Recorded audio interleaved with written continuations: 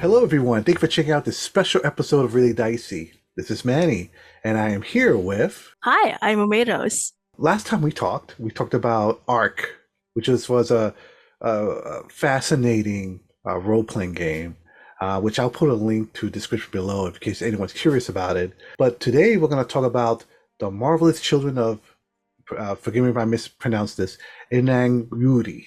And it's a 64-page role-playing game, and I took a peek at it, and it's like a mix of, okay, role-playing game, maybe a little bit of resource management, definitely world building. Yes. Yes, what can you tell us about this game? So it's been inspired by Avery Alder's The Quiet Year, but it adds in a couple of mechanics for tensions, traitors, and a vast living chimera that you call home. So you create a world together, and it has different mechanics for people who love drawing, for people who love resource management, for people who love betraying others. But really, it's about factions managing their selfish interests with the interest of Inang-Uri, which is the chimera that they do call home. Okay, so I'm trying to.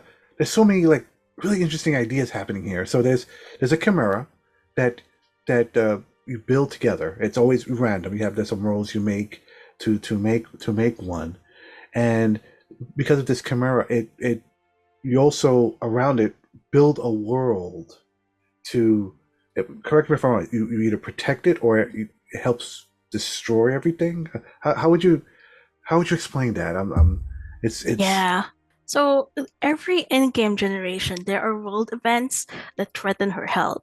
So most factions will try to protect her from that, try to create projects that improve her health, and try to be community oriented. But there are random roles that can make you be a traitor, in which case your goal is to facilitate her downfall. it's interesting. Okay, I have to ask. It's such a unique premise. Where did the idea for this come from? In a way, it kind of traces back to the first game I've ever made, which was a honey heist hack called Capybara Capers. So you're on a heist, you're looking for the awesome lemon, but there is a chance that one of you might be a traitor. And that kind of mechanic has stuck with me over the years.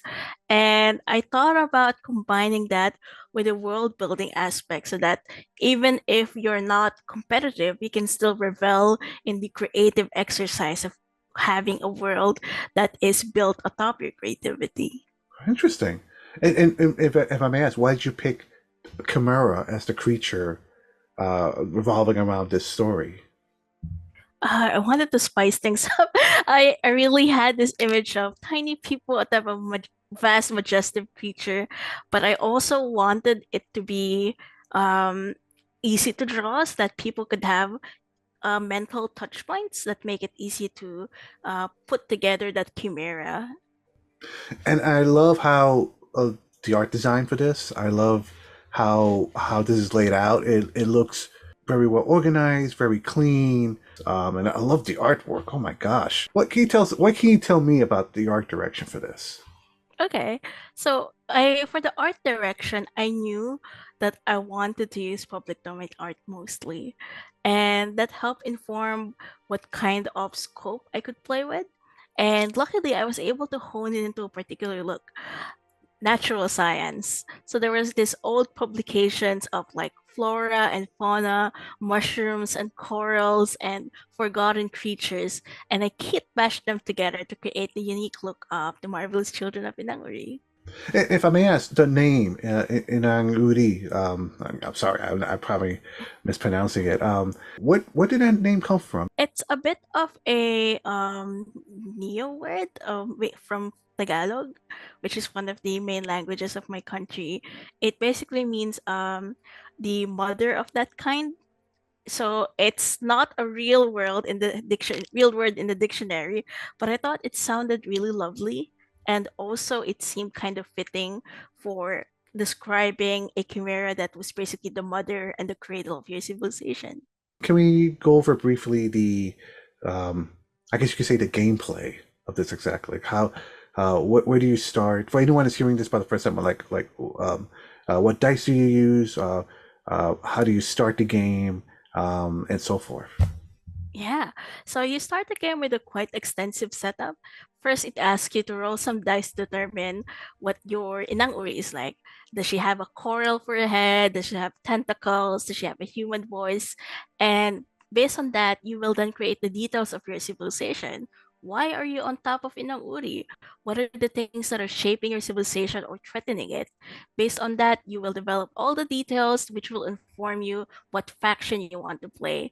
Say you're on top of a mantis-headed, coral-bodied Inang-Uri, you could say that, hey, I'm the faction that harvests the spores from her coral tentacles and uses it for magic in the civilization. uh, that will basically be your character for the game. You will play as that faction, and throughout four in-game generations, you will create projects as that faction, make discussions and debates, even possibly mine or steal resources from other players. And the end goal is to come out with the most prestige while keeping Inang Uri alive. You get more prestige the more projects you get, but to create more projects, you need more resources, which get tighter and tighter and more scarce as time passes. And sometimes they may force you to make uncomfortable or non optimal solutions, at least from Inang Uri's perspective. So there's that competitive angle. There's also the map making angle because you're drawing all of your projects, all of Inang Uri on a communal map.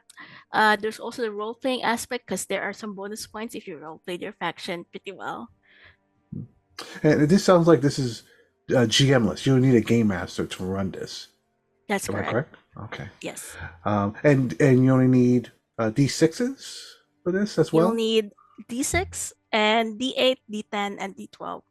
And you need it's 3 to 6 players. Am I correct? Yes. Okay. Okay.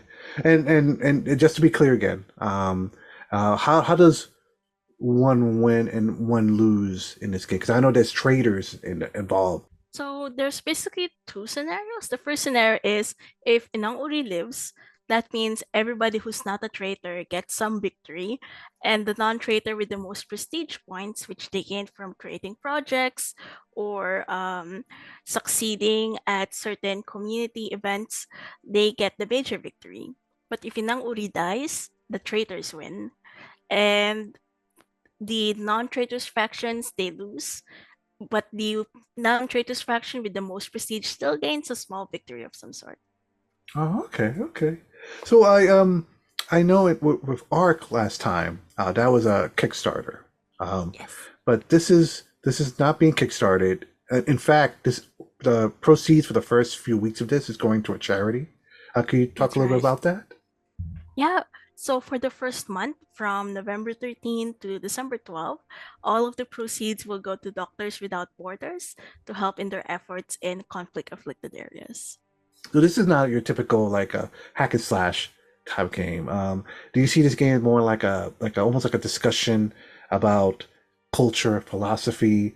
One makes a society, one makes what's the like almost like a different idea of what surviving means. Or am I thinking too deep about this game? No, that's a very good point.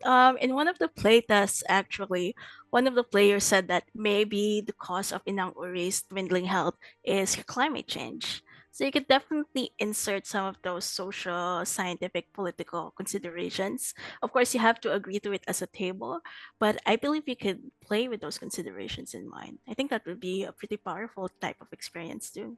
But what's been the most interesting scenario that we had so far playing this? If you don't mind sharing. Yeah, there was one playtest where almost every turn we were having heated debates with one another, trying to accuse each other of being a traitor. And that was really fun. And then in the end, nobody was actually the traitor. It was all for nothing. We were just extra suspicious and spicy about one another. Is there anything else about this book that I haven't asked about that you wanted to share? So basically, there are rules that will help you even if you want different things out of the game, even if you just want to focus on the drawing, on the role playing, or in the competitive aspect of it. I'm really, really proud also of the art direction of it. I think it's one of the nicest games I've ever designed and laid out. And I hope people enjoy it as much as I've done and it did over the past few weeks. Excellent. And where can people go to find this? So they can go to my itch page. The direct URL to the game is momatoes.itch.io/inang-uri. Excellent, and I'll put that in a link in the description below as well. Momatoes, thank you so much for taking the time again. We shouldn't wait 2 years. We should definitely talk more about because I know you've done more stuff, and I would love to talk to you sometime in the future about some of the other projects you've worked on. Um, Yeah, and absolutely. to our viewers, again, all the information will be in the description. Thank you for watching. Stay safe out there. We'll see you next time.